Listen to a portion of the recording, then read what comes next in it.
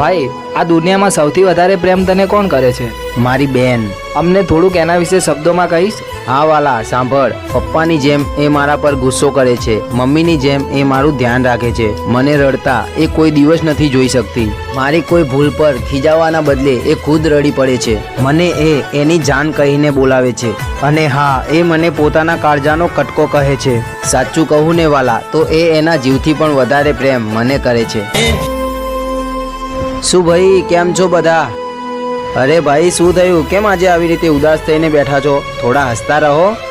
યાર જવા દે ને, આજકાલ તો હસવાનું મન જ નથી થતું. કેમ યાર, તું આ દિવસો તો જો કેટલા ખરાબ ચાલે છે. શી ખબર ક્યારે જશે આવા દિવસો, એની જ ચિંતા થાય છે. અરે વાલા, તને આ ઝાડ દેખાય છે? એના બધા પાંદડા ખરી ગયા છે, તો પણ એની ડાળી એમને એમ જ છે ને. એટલે ભાઈ, તું કહેવા શું માગે છે? રહી જો ડાળ તો કાલે પાંદડા પણ આવશે. એવી જ રીતે આજે દિવસો ખરાબ છે તો કાલે સારા પણ આવશે. અને હા, તમે લોકોએ પેલું ધવલ બારોટનું સોંગ નથી સાંભળ્યું? કયું? યાર ચાલ હવે આપણે ભાગી જઈએ. કેમ? મારે હવે અહીંયા નથી રહેવું. તારી ઉંમર કેટલી? 21. સારું, આપણા ગયા પછી તને તારા મા બાપની યાદ નહીં આવે?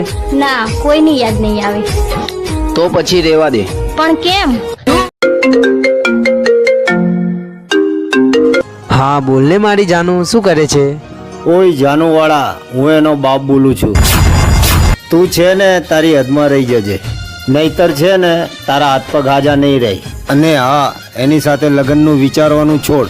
આજ પછી એને જોવાનું પણ ભૂલી જજે, કેમ કે મેં એનું ઘરમાંથી નીકળવાનું પણ બંધ કરાવી દીધું છે.